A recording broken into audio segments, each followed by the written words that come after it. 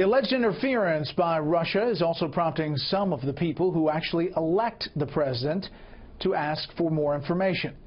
Chief Washington correspondent James Rosen has that part of the story tonight. George W. Bush of the state of Texas has received for President of the United States 271 votes. And with that, Vice President Al Gore, Democratic nominee and winner of the popular vote in 2000, serving as President of the Senate, certified that the Electoral College had awarded the presidency to Republican nominee George W. Bush. Now the never-Trumpers, remember them? See the Electoral College, which Donald Trump also won without capturing the popular vote, as the final arena for blocking the president-elect from taking the oath.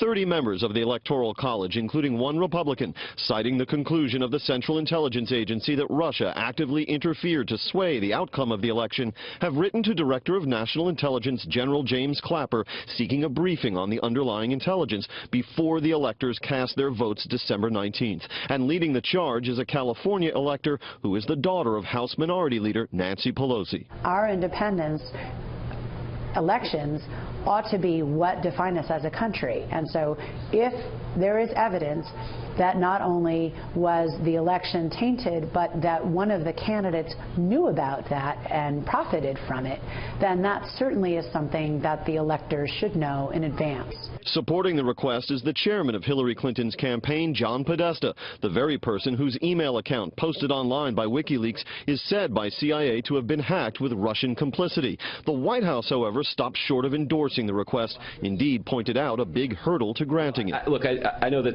some of the request was for classified information, and it's not clear that all of the electors, and I'm sure most of them don't have security clearances. The president-elect told Fox News Sunday that Democrats are peddling the account of Russian meddling because, quote, they suffered one of the greatest defeats in the history of American politics. And it's ridiculous. We ought to get back to making America great again, which is what we're going to do, and we've already started the process. As the Electoral College vote approaches, some Trump electors have reported being on the receiving end of hate mail, and worse. And unfortunately, I've received a couple of death threats, some death wishes, and just some angry messages from people who are disappointed in the election results.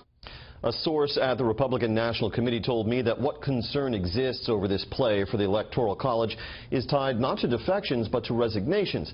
Not all states have replacement mechanisms in place. Brett. All right, James, thank you.